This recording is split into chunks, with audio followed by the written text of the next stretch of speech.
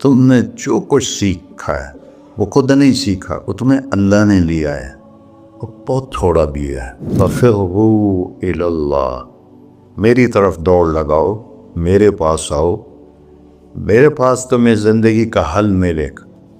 تمہیں ایک رسول میں نے بھیجا ہے، تمہیں تکلیف میں دیکھ کر اسے دکھ ہوتا ہے، تمہاری خیر خواہی کا اسے حرص ہے۔ اللہ نے کسی انسان کو اپنے صفاتی ناموں سے نہیں نوازا اور اپنے نبی کو اپنے دو صفاتی نام عطا فرمائے، بالمؤمنین رؤوف الرحیم۔ ایک طرف اللہ کہتا ہے تیرا رب رؤوف الرحیم ہے، اور زمین پر کہتا ہے میرا محبوب بالمؤمنین رؤوف الرحیم۔ اگر مجھے اور میرے حبیب کو چھوڑ دو گے تو اللہ اپنے حبیب سے کہہ رہے ہیں ان سے کہہ دو فقل حسبی اللہ، نہ مانو میرا رب مجھے کافی ہے۔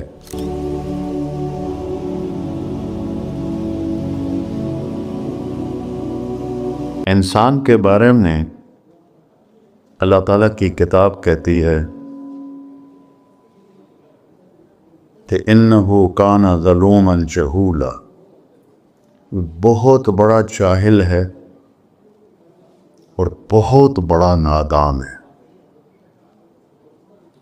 باقی جتنی مخلوق ہے، ایک مچھر سے لے کر ہاتھی تک، ربنا الذی اعطی کل شیء خلقہ ثم ہدی، رب وہ ہے جس نے ہر چیز کو پیدا کیا اور اسے زندگی گزارنے کا صحیح طریقہ سمجھائے۔ کوئی جانور، کوئی دو پایا، کوئی چوپایا، کوئی پرندہ، کوئی کیڑا، کوئی مچھلی اپنے لائف سٹائل میں کوئی غلط نہیں کر سکتا۔ آپ شیپ کے سامنے گھاس رکھ لیں، بیٹھا رہے گا؟ نہیں کھائے گا۔ گوشت رکھیں گے تو کھائے گا۔ بکری کے سامنے گوشت رکھ دیں، نہیں کھائے گا۔ گھاس رکھیں، کھائے گا۔ یہاں کتنے شوگر والے بیٹھے ہوں گے، ان پہ آگے مٹھائی رکھو، کھا جان، حالانکہ پتہ بھی ہے کہ نہیں کھانی، پھر بھی کھائی ہوں، اپنے آپ کو تسلی دیں گے ادھی بلی وقت کھا لوں۔ تو ایک تو انسان جاہل پیدا ہوتا ہے، لا تعلمون شیئا، تم کچھ بھی نہیں جان۔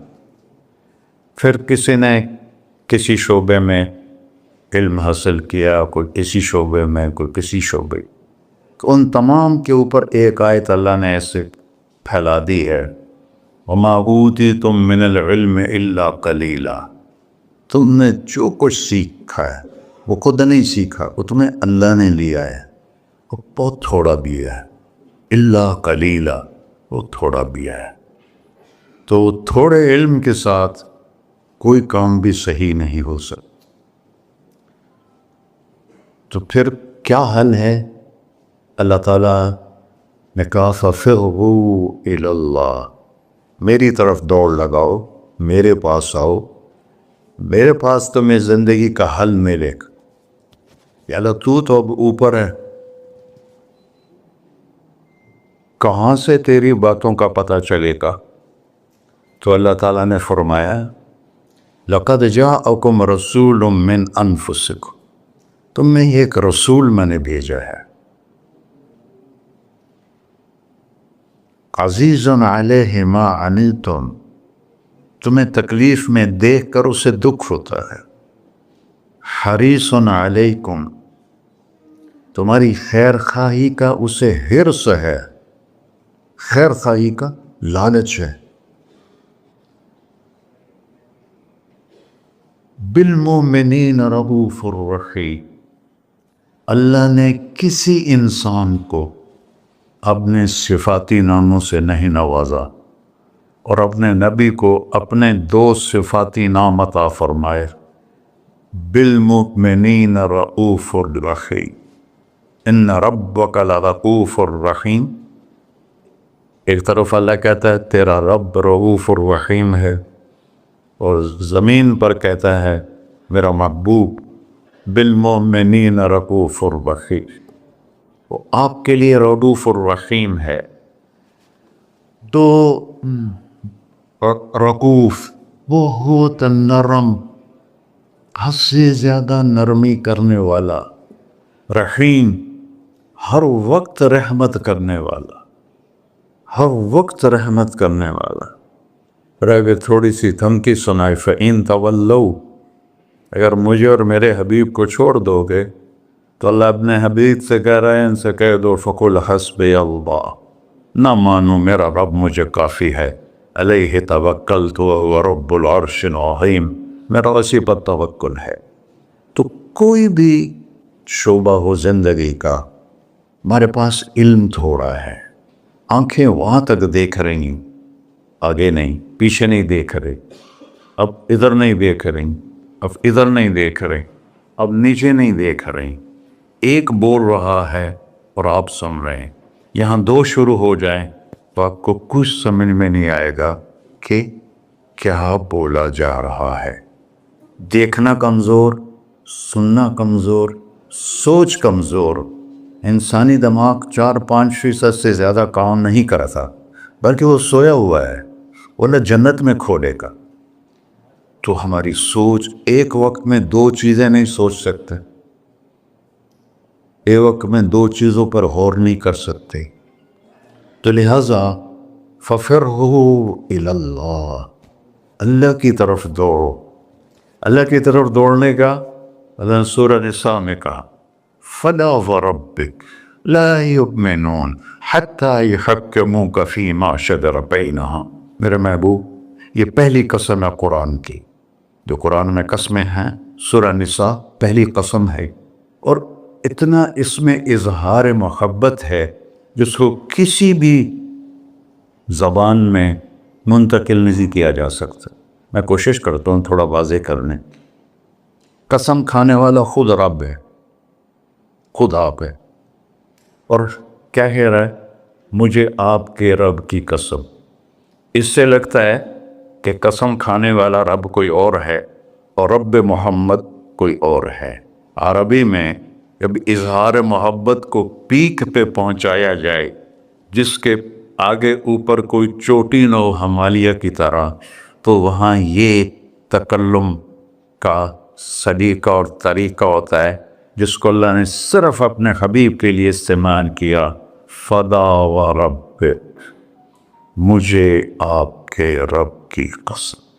سبحان، نہیں، میں اس کو جو محسوس کر رہا ہوں وہ میں آپ کو بتا نہیں سکتا ہوں۔ جب اللہ نے مجھے عربی پڑھنے کی توفیق نصیب فرمائی، کہاں گورنمنٹ کالج اور کہاں گانا بجانا، کہاں اللہ نے راستہ موڑ دی، تو یہاں اتنا اظہار محبت ہے جس کو سمیٹا نہیں جا سکتا۔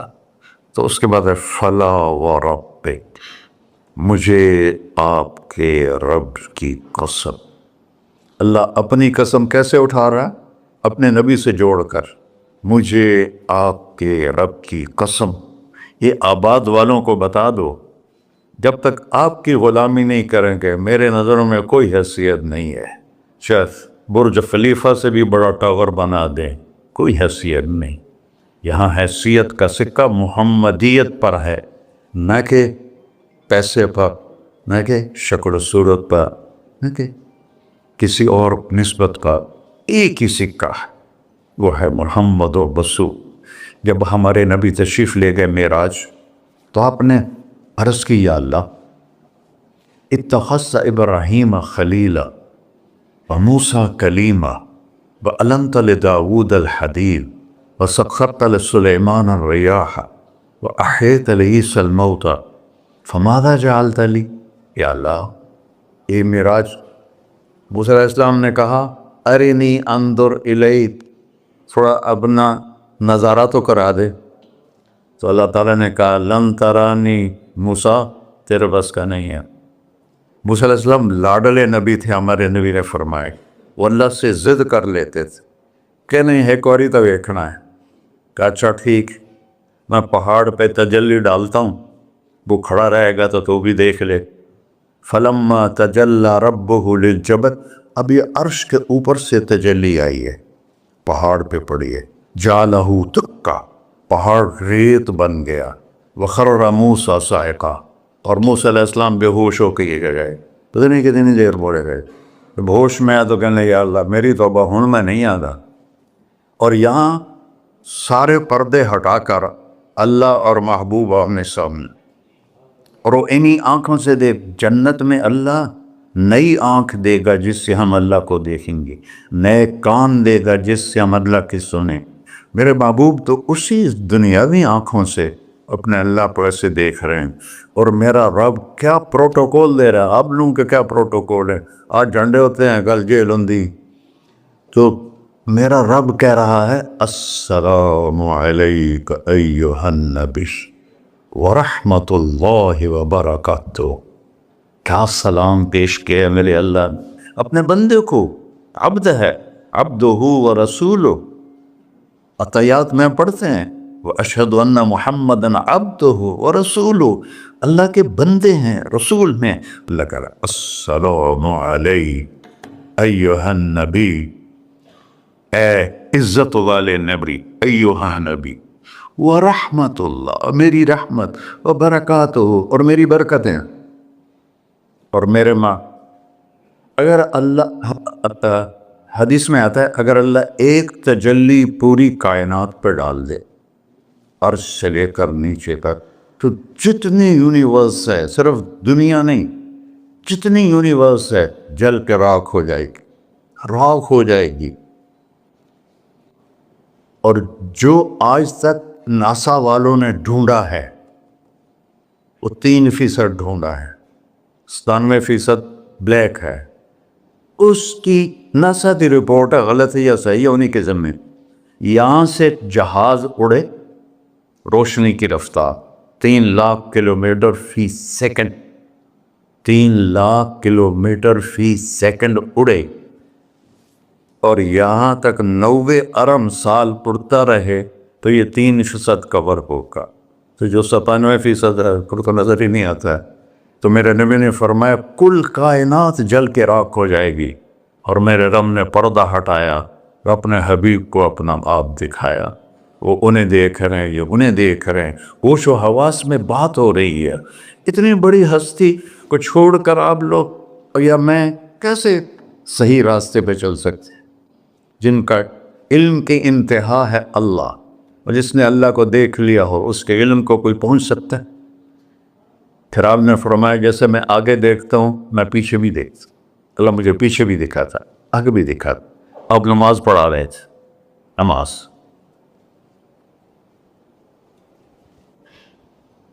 چلنا شروع کر دیا. چلتے چلتے چلتے دیوار کے ساتھ کھڑے ہو. آپ کے زمانے میں محراب نہیں ہوتا تھا. محراب اور مینار یہ 2 چیزیں حضرت عمر بن عبدالعزیز نے اضافہ کی. کھڑے رہے کھڑے رہے، پھر پیچھے ہٹنا شروع کیا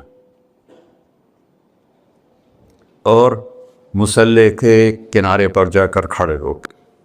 اب سارے صحابہ پریشان کہ ایک ہی ہو گیا، پہلے تک کبھی ہویا نہیں. تو جب آپ نے سلام پھیرا کہ یا رسول اللہ یہ آپ نے کیا کیا نماز کے اندر؟ ہماری تو سمجھ سے باہر ہے. آپ نے کہا جب میں آگے بڑھا تو مجھے جنت نظر آ رہی تھی اور اس کے انگوروں کے گچھے اس کی دیواروں کے باہر نظر آ رہے تھے. ان کو دیکھ کے میں آگے چلے. اور جنت کہاں ہے؟ 7ویں آسمان پہ فاؤنڈیشن، بغیر لوہے، بغیر بجری کی، بغیر سیمنٹ کے، بغیر یہ اینٹوں کے، اللہ کے امر کی فاؤنڈیشن ہے. اور اس کی چھت اللہ کا عرش ہے. اور پھر وہ 7ویں آسمان سے ادھر بھی باہر نکلی ہوئی ہے، جیسے اب لنڈر ڈالتے ہیں، ادھر بھی باہر نکلی ہوئی ہے، ادھر بھی باہر نکلی ہوئی ہے. اور اس دنیا کو جتنا بھی آپ آباد کر لو یہ ہو بھی تو نہیں، نہ مٹنا تو ہے اس نے، کہ اس کو بنانے والے نے آبادی کے لیے بنایا ہی نہیں ہے. ہاں چند دن کے لیے آئے ہیں تو اپنی ضرورتوں کو اللہ رسول کی منشا کے مطابق پورا کریں اور جائیں اپنے گھر. تو میرے نبی وہ دیکھ رہے ہیں. اور پھر کہنے لگے آپ پیچھے کیوں ہٹے؟ کہ پھر اللہ نے مجھے جہنم دکھائی.